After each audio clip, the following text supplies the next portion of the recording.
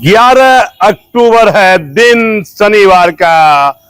चुनाव आयोग मुख्य चुनाव आयुक्त को इन गंभीर बिंदुओं पर और पुलिस महकमे में हो रही चर्चाओं पर ध्यान देना चाहिए। बिहार में चुनाव है, आचार संहिता लागू हो गई है। इस बीच एक नेता वह खुलेआम पैसा बांट रहा है, उसे कोई डर नहीं है चुनाव आयोग का। आचार संहिता का केस भी दर्ज हो गया है, लेकिन कानून का भय, चुनाव आयोग का भय कैसे होगा? क्या कोई पैसा बांट देगा?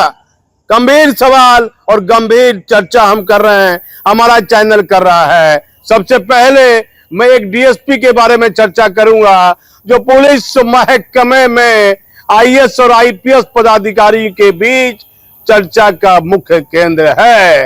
इंस्पेक्टर से डीएसपी प्रमोशन में है, सैकड़ों डीएसपी है बिहार में, आईटी करके आए, पढ़ लिख कर आए हैं, नौजवान सब डीएसपी हैं, लेकिन फील्ड में तैनाती नहीं।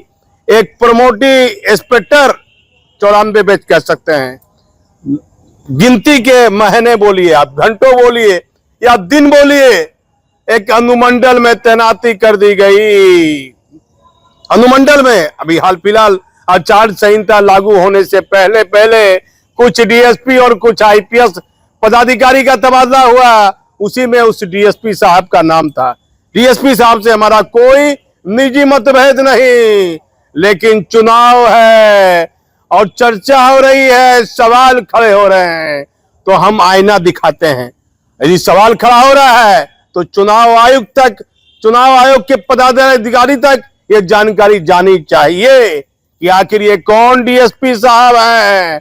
क्या किसी पार्टी को या कोई व्यक्ति विशेष नेता को मदद करने के लिए इनकी तैनाती तो नहीं कर दी गई?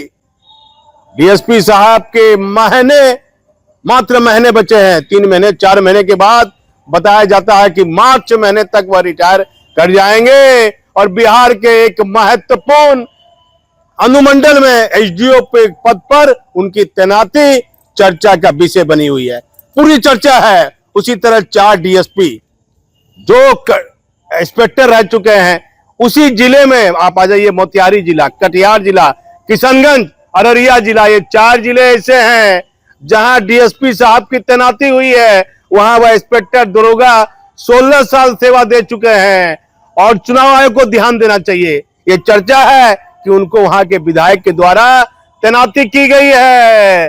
तो चुनाव आयोग की जो गंभीरता है, आम लोगों का जो विश्वास है चुनाव आयोग पर, ये कैसे कायम रहेगा? ये जो चर्चा हो रही है, इस पर चुनाव आयोग को समीक्षा करानी चाहिए कि ये जो तबादला पोस्टिंग बिहार राज्य सरकार ने किया है, क्या कोई ऐसा डीएसपी है, प्रमोटी है, जो जिसका मात्र महीने बचे हैं, 4 महीने, 3 महीने, 5 महीने, वह रिटायर कर जाएगा अपनी नौकरी से। सैकड़ों डीएसपी बैठा हुआ है।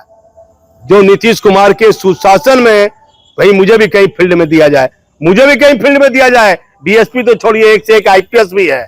आईपीएस की चर्चा नहीं करेंगे, कोई वैसा आईपीएस मुझे नहीं दिखा सवाल खड़े करने के लिए, लेकिन डीएसपी के बारे में मुझे कई लोगों ने कहा कि आप पुलिस की खबर चलाते हैं। हेलो, अब इस पर सवाल कीजिए, लेकिन ये खबर में एक सच्चाई में और बता देता हूं, इस तैनाती में डीजीपी की कोई भूमिका नहीं, विनय कुमार की कोई भूमिका नहीं है।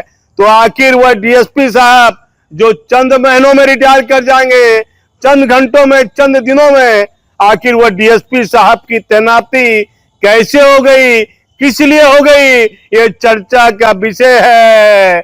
चुनाव आयोग के जिम्मेदार पदाधिकारी ध्यान दे। कटिहार, मोतिहारी, अररिया, किशनगंज में ऐसे डीएसपी की तैनाती हुई है जो 15 साल, 16 साल उसी जिले में इंस्पेक्टर के पद पर सेवा दिए हैं। अब हरियाणा की घटना आ जाइए, एक आईपीएस पदाधिकारी ने आत्महत्या कर ली है। बड़ा गंभीर चिंता का विषय है आईपीएस पदाधिकारी के लिए।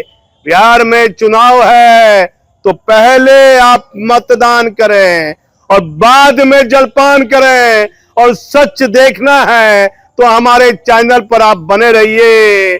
चुनाव आयोग इन गंभीर बिंदुओं पर दे ध्यान। मैं भागलपुर से दीपक नौरंगी।